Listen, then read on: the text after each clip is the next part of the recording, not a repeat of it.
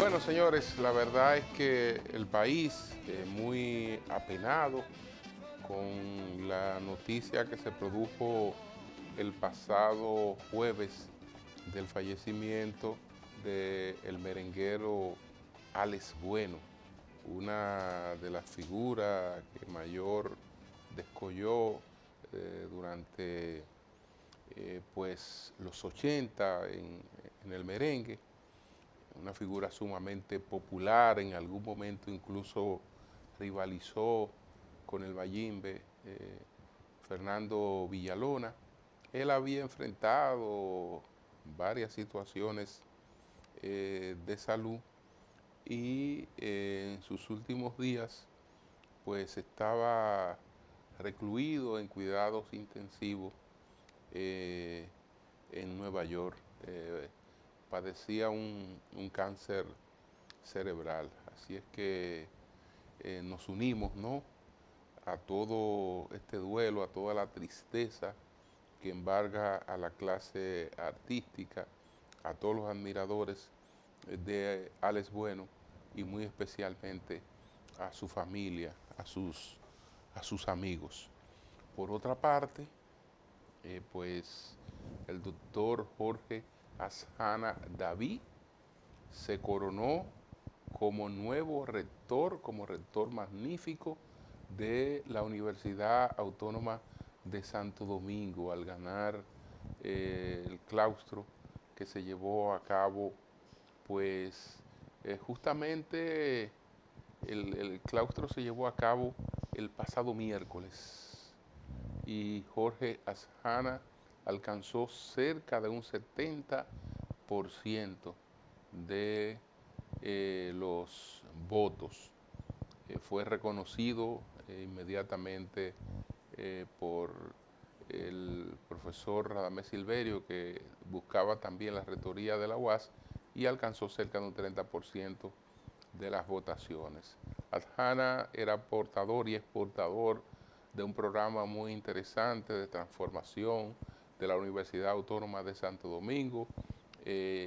Logró concitar el apoyo prácticamente de todas las fuerzas políticas del país y de todos los sectores, de muchos de los sectores que interactúan a lo interno de la UAS. Así es que tenemos muchas expectativas con la rectoría de el doctor Asjana David, y estamos seguros de que él no va a defraudar a quienes le han confiado esta, esta, gran, esta gran tarea, esta gran misión.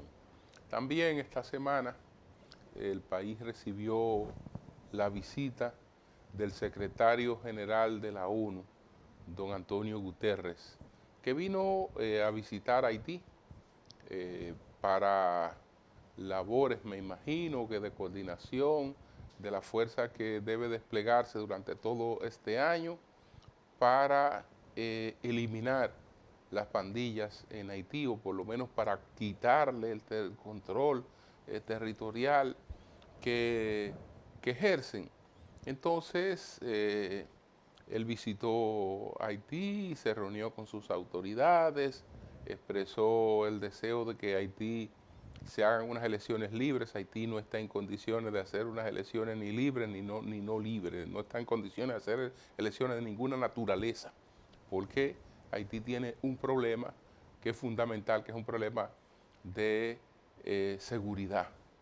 Si no resuelve ese tema, pues no tiene posibilidad absolutamente de nada. Y unas elecciones libres se desarrollan en una sociedad moviéndose en libertad. Y eso en Haití es imposible este año, y no sé si para el año próximo. Y bueno, se reunió con el presidente Abinader. Aquí siempre hay aprensiones con relación a la ONU, porque la ONU ha devenido en algo irrespetuoso contra el concepto del Estado-Nación. La ONU pretende promover un gobierno mundial, las élites que están pues detrás de eso en alguna medida han influenciado en la ONU y entonces quieren hacer una sociedad, un supuesto ciudadano mundial que no tiene diferencias históricas y culturales de seres humanos sin raíces, que obedecen todo al concepto de este gobierno globalista, y eso es totalmente destructivo para las sociedades. Es decir, que eh, el, el papel de la ONU en estos momentos, lamentablemente, si no se revisa, si no se relanza, es un papel de poca utilidad, porque en los conflictos importantes tampoco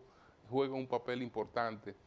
Por ejemplo, tenemos guerra en Irán, que concluyó ahora con un memorándum de entendimiento. La ONU allí no jugó ningún papel.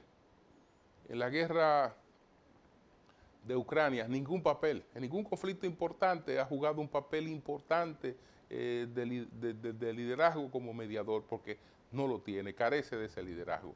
Señores, vamos a una pausa. Al regreso, ¿cuáles fueron los 10 temas de mayor impacto esta semana? Adelante.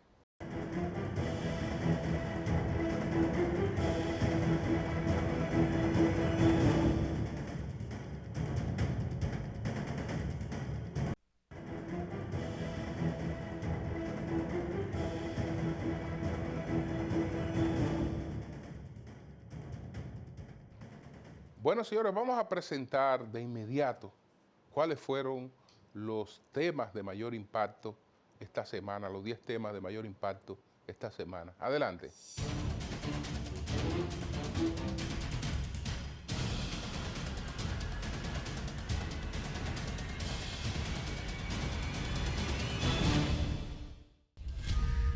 El juez Raimundo Mejía del primer juzgado de la instrucción del Distrito Nacional dictó auto de apertura a juicio en contra de los hermanos Espaillat, acusados del colapso del techo de la discoteca Yexet. El magistrado dispuso que Antonio y Maribel Espaillat respondan en un juicio de fondo por los hechos que se le imputan de homicidio involuntario de 236 personas y de más de 80 heridos. El magistrado analizó minuciosamente la conducta de los imputados, determinando que el caso debe ser debatido en un juicio de fondo bajo la tipificación de homicidio culposo o imprudente, rechazando de este modo la pretensión de un sector de las víctimas que solicitaba juzgar el hecho como un homicidio voluntario. El tribunal ordenó la exclusión del proceso del ayuntamiento, el ministro de Obras Públicas y las demás instituciones del Estado que habían sido señaladas como civilmente responsables. Asimismo, el juez acogió legalmente la solicitud de medidas conservatorias e impuso embargos conservatorios y retentivos, así como la inscripción de hipotecas judiciales sobre los bienes inmuebles, activos y valores por la suma de 500 millones de pesos, equivalente al duplo de la suma principal. Admitió también a los terceros civilmente demandados, Inversiones EIL SRL, Difusora Hemisferio SRL, Radio Cadena Comercial SRL, Eveline Espaillat y Ana Grecia López. El primer tribunal colegiado del Distrito Nacional condenó a 20 años de prisión al mayor general Adán Cáceres Silvestre, al general Juan Carlos Torres Robiú y al coronel de la Policía Nacional Rafael Núñez de Asa, tras encontrar los culpables de integrar un entramado de corrupción que desfalcó al Estado Dominicano con miles de millones de pesos. Cáceres, Torres Robiú y de Asa fueron hallados culpables de asociación de malhechores, prevaricación, desfalco, enriquecimiento ilícito, incremento patrimonial injustificado y delitos agravados por su condición de funcionarios públicos. Las magistradas también les impusieron el pago de 400 salarios mínimos. Además, dispusieron la devolución de 5.000 millones de pesos al Estado. Según el expediente acusatorio, la red operó entre 2012 y 2020 utilizando estructuras del CUSEP, el CESTUR y otras dependencias estatales para desviar recursos destinados a inteligencia, combustibles, alimentación y nóminas. En tanto, el general de la Fuerza Aérea, Julio Camilo de los Santos Viola, y la pastora Rosy Guzmán recibieron 15 años años de prisión como sentencia e igualmente el pago de 400 salarios mínimos. El Ministerio Público sostuvo en la acusación que los integrantes de la estructura designaban militares y policías con salarios que oscilaban entre 20,000 y 70,000 pesos mensuales, pero estos solo recibían una parte de los fondos asignados, mientras el resto era presuntamente apropiado por los miembros de la organización. Los demás acusados fueron condenados a 10 años de prisión. En el caso del mayor del ejército Raúl Alejandro Girón Jiménez, quien fue el testigo clave del Ministerio Público, fue condenado a 5 años de pena cumplida.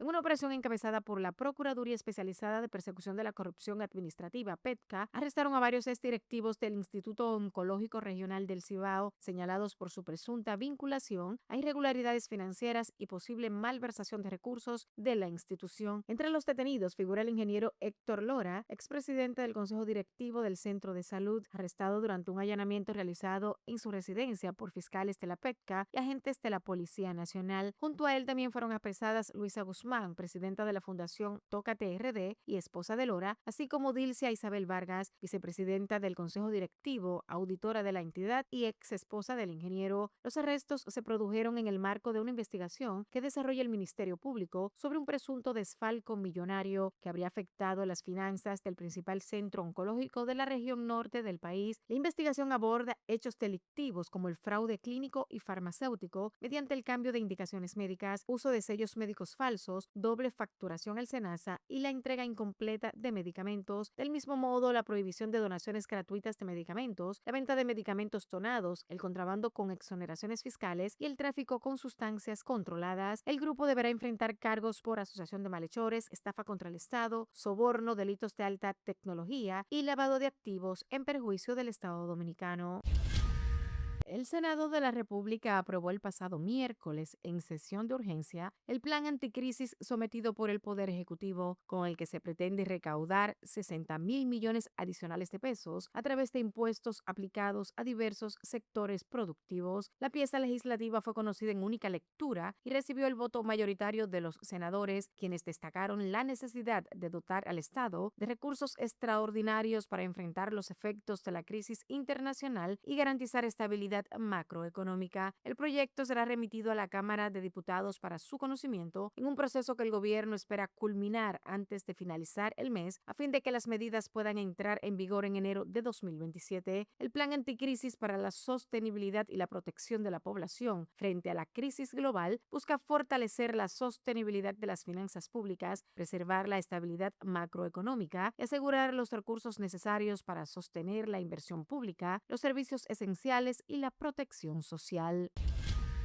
La muerte de una madre y su hijo encontrados sin vida en un apartamento alquilado a través de Airbnb en el sector Piantini del Distrito Nacional fue provocada por intoxicación por monóxido de carbono, según los resultados preliminares de los análisis realizados por el Instituto Nacional de Ciencias Forenses, INACIF. Los fallecidos fueron identificados como Raiza Yulisa Mendoza, de 49 años, y su hijo Cornelio Yadín Nael, de 24, ambos dominicanos con ciudadanía estadounidense. De acuerdo con el informe forense, en las muestras de sangre tomadas a ambas víctimas se detectó la presencia de monóxido de carbono, un gas altamente tóxico, incoloro e inodoro que puede causar la muerte en espacios cerrados al impedir que el oxígeno llegue adecuadamente a los órganos vitales. En el mismo caso, una joven identificada como Caroline Milagros Pérez, de 22 años, novia del joven fallecido, fue encontrada con vida y trasladada a un centro de salud donde recibió atenciones médicas. Las autoridades continúan profundizando las investigaciones para establecer el origen de la emanación del gas dentro del apartamento y determinar si existieron fallas en equipos, sistemas de ventilación o cualquier otra circunstancia que contribuyera a la tragedia. El monóxido de carbono suele generarse por la combustión incompleta de combustibles en equipos como plantas eléctricas, calentadores, estufas, vehículos o generadores. La exposición a altas concentraciones puede provocar dolor de cabeza, mareos, pérdida de conocimiento y, en casos severos, la muerte. El pasado 14 de junio se conmemoró el 67 aniversario de la Expedición Armada, que marcó un punto de inflexión en la lucha contra la dictadura de Rafael Leónidas Trujillo, uno de los episodios más significativos de la historia dominicana. La expedición del 14 de junio de 1959 fue organizada por el Movimiento de Liberación Dominicana, integrado por exiliados dominicanos que, tras reunir recursos y recibir entrenamiento militar en Cuba, desembarcaron en Constanza, Maimón y Estero Hondo con el objetivo de poner fin al al régimen trujillista que llevaba casi 3 décadas en el poder. La operación estuvo encabezada por el comandante Enrique Jiménez Moya y reunió a cerca de 200 expedicionarios, entre dominicanos y extranjeros, que respaldaban la causa. Aunque la incursión fue derrotada militarmente por las Fuerzas Armadas y la aviación del régimen, su impacto político y simbólico trascendió el resultado del enfrentamiento. La invasión del 14 y 20 de junio de 1959 es un evento que se conmemora como una de las gestas patrióticas más importantes de la historia dominicana. La invasión del 20 de junio de 1959 fue un evento crucial en la historia dominicana, marcando el inicio de la lucha antitrujillista. Este evento involucró a un grupo de 7 combatientes que llegaron a Maimón, Puerto Plata, en un esfuerzo por derrocar la dictadura de Trujillo. A pesar de la derrota militar, su sacrificio y la resistencia que mostraron se convirtieron en un símbolo de resistencia y un fuerte recordatorio de la lucha por la libertad y los derechos del pueblo dominicano. El presidente Luis Abinader se reunió en el Palacio Nacional a puertas cerradas con el secretario general de la Organización de las Naciones Unidas, ONU, Antonio Guterres. Tras más de una hora de conversatorio, Guterres enfatizó que la misión de la reunión es restablecer la seguridad en Haití. Es absolutamente esencial para Haití y la región el restablecimiento de su seguridad que permita una evolución política con elecciones que permita la integración de Haití con la comunidad internacional, manifestó. El secretario de la ONU agradeció al gobierno y al pueblo dominicano por el respaldo brindado a los esfuerzos internacionales dirigidos a enfrentar la crisis de seguridad en Haití, destacando la cooperación ofrecida para la rápida instalación de la misión de apoyo a la Fuerza de Supresión de Pandillas en Haití. El máximo representante de la ONU resaltó la contribución de República Dominicana a las iniciativas impulsadas por la comunidad internacional para apoyar la estabilización del vecino país. El encuentro se produjo luego de que Guterres viajara a Haití y calificara de desesperada la situación humanitaria en ese país y pidiera a la comunidad internacional que deje de mirar hacia otro lado, y subrayó que Haití necesita apoyo inmediato para enfrentar la violencia, el hambre y el desplazamiento de 1.5 millones de personas. Guterres había visitado Haití por última vez en julio de 2023. Durante su visita, se reunió con hombres, mujeres y niños cuyas vidas se ven afectadas por la violencia. La música dominicana despide al artista Alex Bueno, uno de los intérpretes más reconocidos de la canción popular en República Dominicana, cuya carrera se extendió durante más de 4 décadas y dejó un repertorio que acompañó a varias generaciones. Nacido como Alejandro Wigberto Bueno López el 6 de septiembre de 1963 en San José de las Matas, provincia de Santiago, desde muy temprana edad mostró interés por la música. Alex Bueno, quien falleció el pasado jueves en Nueva York, en donde permanecía ingresado en un centro clínico en el que batalló contra un cáncer cerebral, dio su primer gran paso en 1978 cuando ganó el Festival de la Voz organizado por Wilfrido Vargas. Aquel triunfo marcó el inicio de una carrera profesional que lo llevó a integrarse a la agrupación Santo Domingo All Star, donde comenzó a darse a conocer entre el público dominicano. Posteriormente, inició una carrera como solista que amplió su alcance y le permitió explorar distintos géneros musicales, canciones como Colegiala, Querida, Esa Pared, La Radio, Jardín Prohibido, El Talismán y otras interpretaciones pasaron a formar parte del cancionero popular dominicano. Durante la década de los 90 alcanzó una importante proyección internacional. Producciones como Nadie, Ternuras, Amores que Matan, Me Equivoqué y Más Ternura consolidaron su presencia en mercados de América Latina y entre las comunidades dominicanas en el exterior.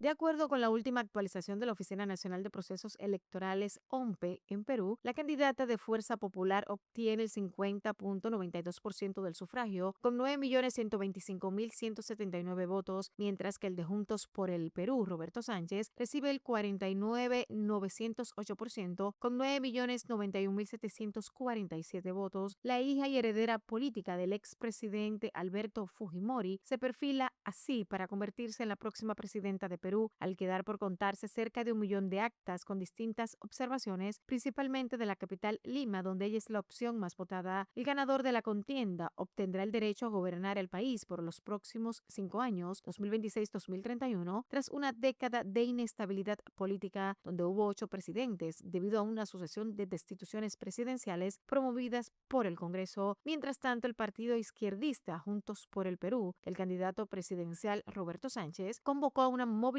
en Lima en defensa del voto popular y en rechazo al resultado de la segunda vuelta electoral, que le da un virtual triunfo a la derechista Keiko Fujimori con el 99% del total del escrutinio.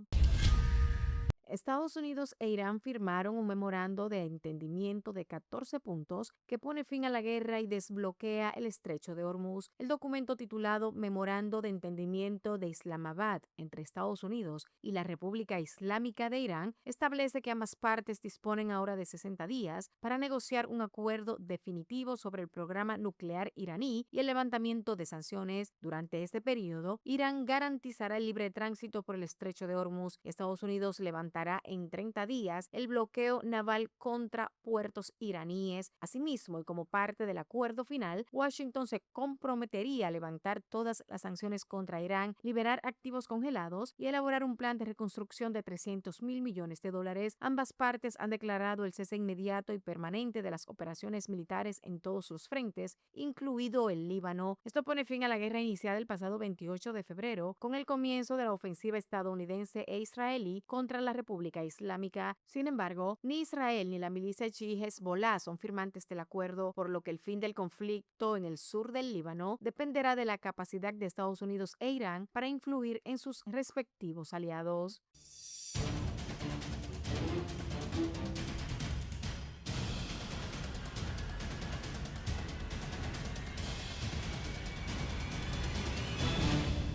Una pausa, retornamos en breve.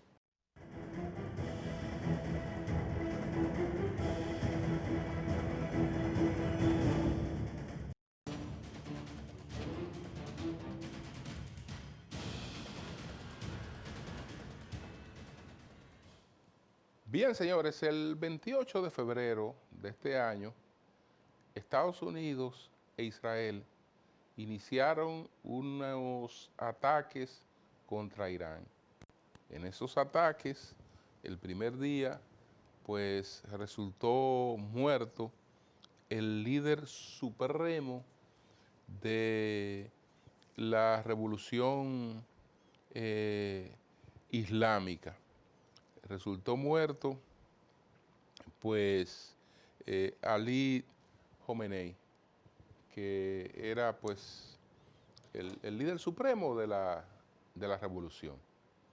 Y se supone que con esta muerte, la revolución de los ayatolas quedaba descabezada y que el régimen de los ayatolas, pues, entraba en crisis o pudiera haber colapsado. El sustituto del líder supremo, entonces, pasó a ser el hijo del líder supremo, Mojtaba Khomeini, que también supuestamente herido, él no ha aparecido, etc. Y se produjeron las muertes de otros líderes militares importantes de Irán.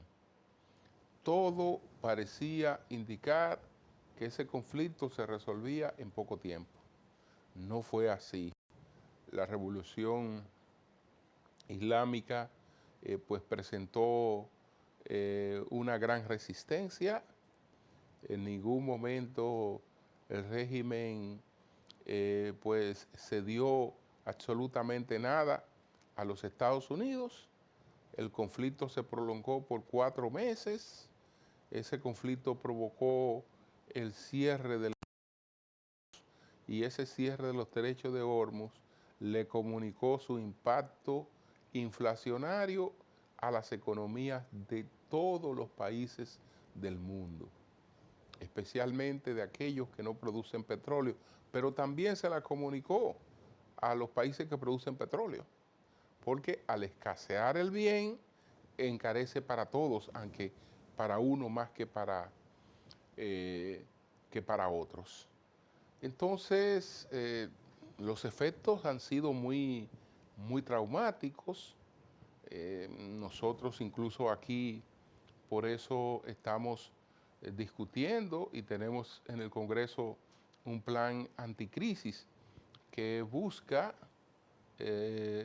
recuperar, restaurar parte de los recursos inesperados que el gobierno invirtió en tratar de amortiguar los efectos de esa crisis. Entonces, esta semana se suscribió un memorándum de entendimiento entre Irán y Estados Unidos que pone fin a la guerra en Irán. Esa es una buena noticia para el mundo, muy buena noticia, porque por lo menos ya sabemos que el conflicto no se va a agravar y que iremos experimentando una mejoría gradual en relación con el precio de los combustibles y con el precio de los fertilizantes, que fue muy afectado por el cierre del estrecho de Hormuz y que en sentido general, como no estaba circulando una parte de la actividad económica, pues también la economía mundial volverá a experimentar cierto crecimiento y ese crecimiento pudiera eh, eh, impactar en muchas actividades. El crecimiento de la economía mundial impacta, por ejemplo, en un mayor consumo de productos, impacta, por ejemplo, en una mayor circulación de turismo, etcétera. Entonces, se suscribió este memorándum de entendimiento. Esta es una gran noticia. Lo otro es un debate entre quién ha ganado esta guerra. Evidentemente que Irán ha salido fortalecida, independientemente de que fue descabezada, pues demostró que su operatividad no depende de hombres, sino que tiene un nivel de organización que le permite mantener su gobernabilidad pase lo que pase. Y entonces Estados Unidos tuvo que comprometerse a entregarle, me imagino que eso es espaciado, pero tiene que buscar 300.000 millones de dólares para auxiliar a Irán con la recuperación de todo lo que ha sido destruido en Irán. Va a descongelar fondos que son fondos de Irán, a descongelar esos fondos de Irán, a quitarle sanciones a Irán. Entonces, a cambio de muy poca cosa, a cambio realmente de muy poca cosa. Entonces, ya veremos, señores, lo que ocurre con este cambio, pero esperamos que sus repercusiones sean positivas de manera gradual. No volveremos a la situación que teníamos antes de la guerra de hoy para mañana, pero ya se sabe que de aquí en adelante lo que iremos experimentando serán mejorías. Adelante.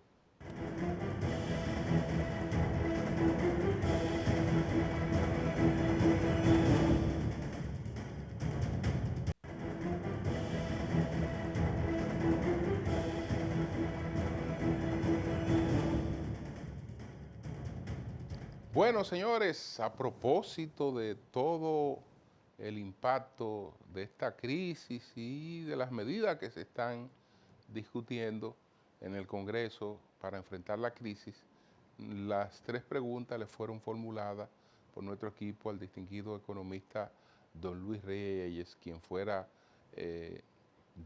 fue director general de presupuesto. Adelante.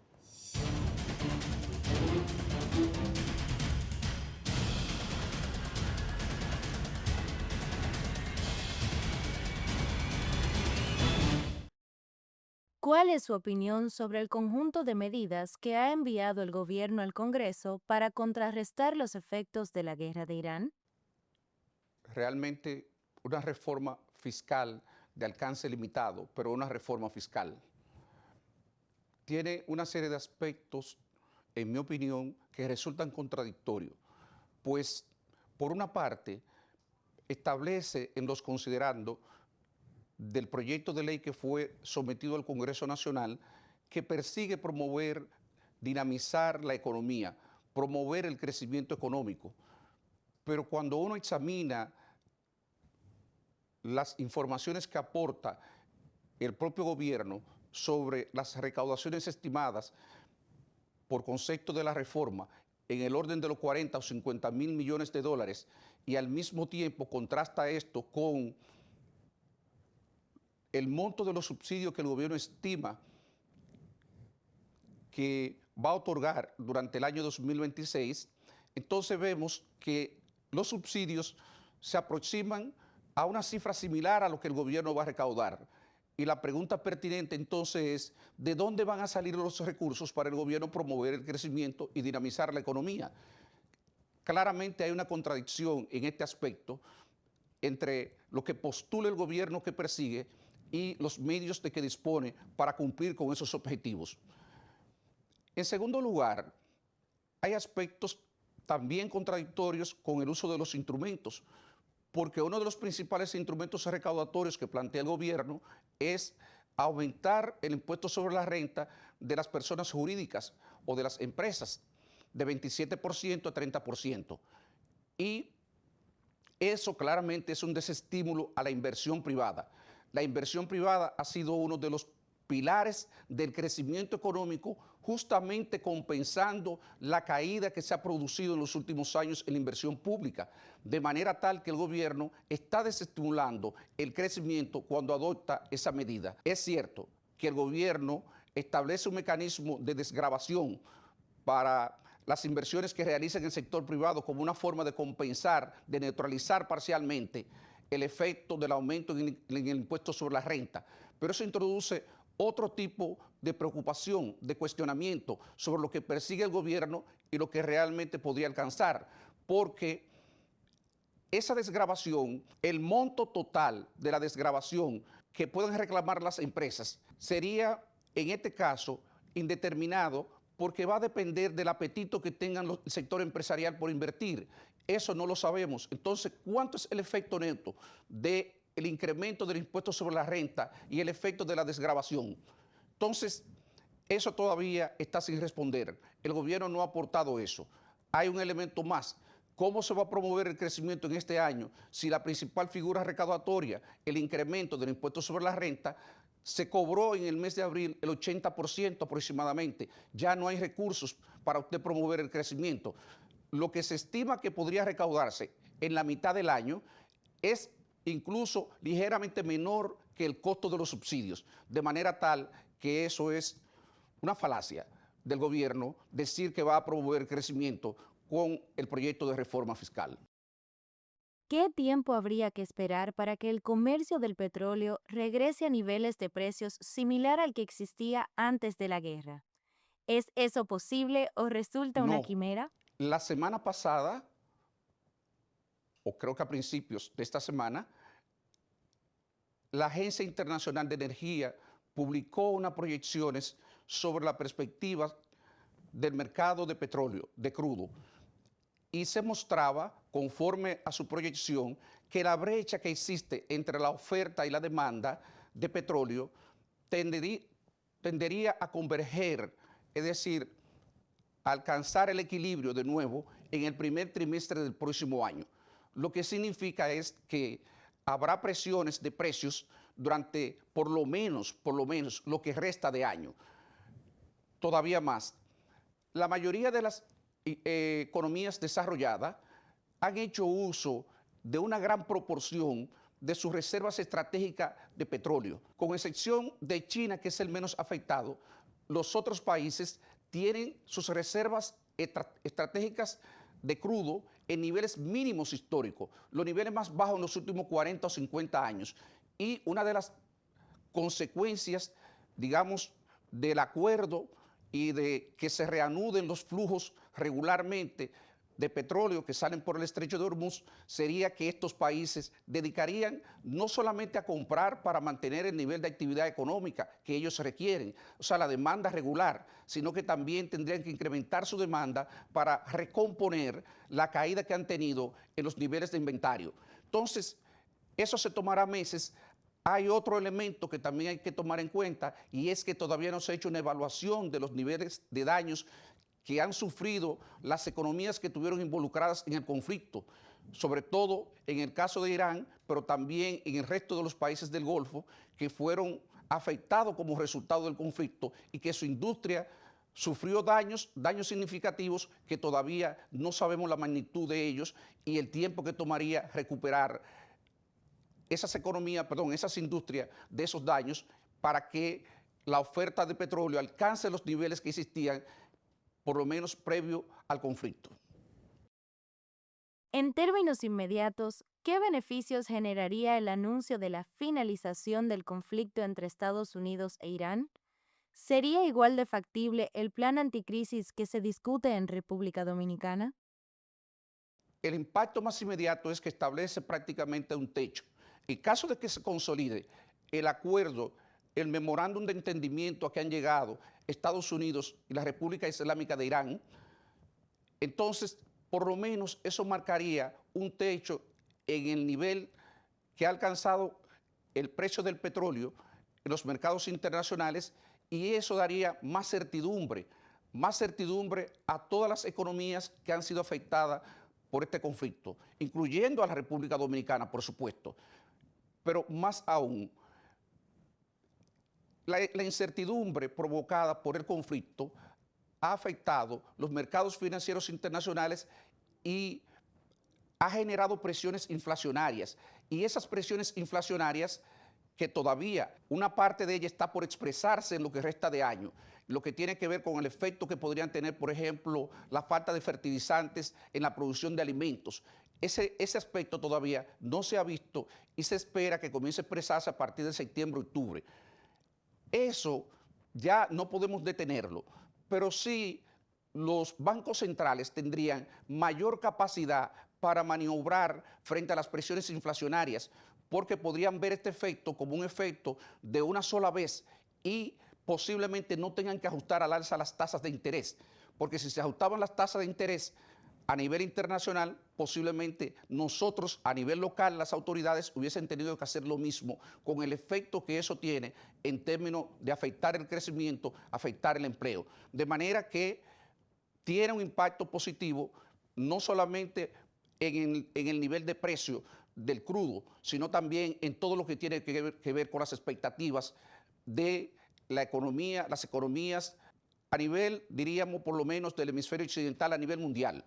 Sobre el tema de si todavía tiene sentido, si es pertinente el proyecto de reforma en este nuevo contexto, por lo menos uno puede decir en este punto que claramente hay espacio para un compás de espera y evaluar esto con más detenimiento. Porque si bien el proyecto de reforma tiene elementos positivos que son rescatables, en este proyecto de reforma y en cualquier reforma que se plantee, hay aspectos que son positivos. No es menos cierto que también hay cosas ahí que hoy día valdría la pena evaluarla con más ponderación, con más detenimiento. Por eso yo creo que el cambio que se ha producido en los últimos días debería invitar a las autoridades a reflexionar con más detenimiento sobre las medidas que han propuesto al Congreso.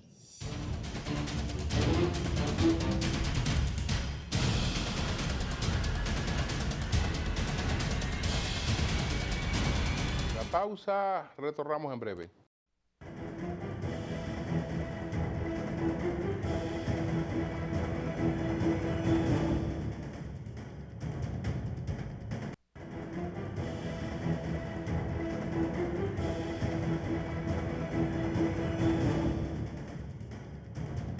Bueno, esta semana leímos una publicación que habla sobre las pérdidas de las sedes. Estamos hablando de un negocio que pierde el 40% de lo que produce o de lo que compra o de lo que vende, de lo que sea, pierde el 40%.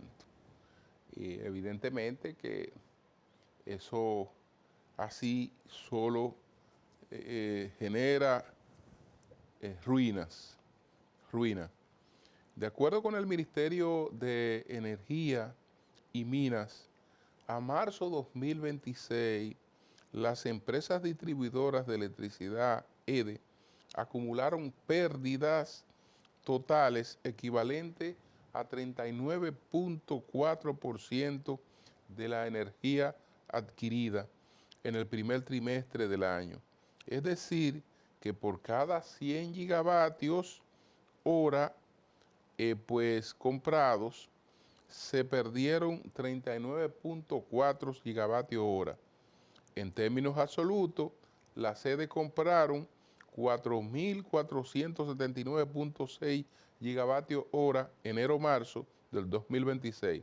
De esa cantidad, 1.645.2 gigavatios hora no se facturaron, lo que representa pérdida de energía equivalentes a 36.7% del total adquirido. A eso se añade el 2.7% que corresponde a energía facturada pero no cobrada. La suma de ambas proporciones da como resultado pérdidas totales de 39.4%. Ahí hay una partecita mínima, porque como quiera las pérdidas han sido altas, de la crisis que produjo la guerra en Irak, que encareció los combustibles. Y un encarecimiento de los combustibles a un sector que es un desastre, lo coloca en situaciones mucho mayor desastrosas.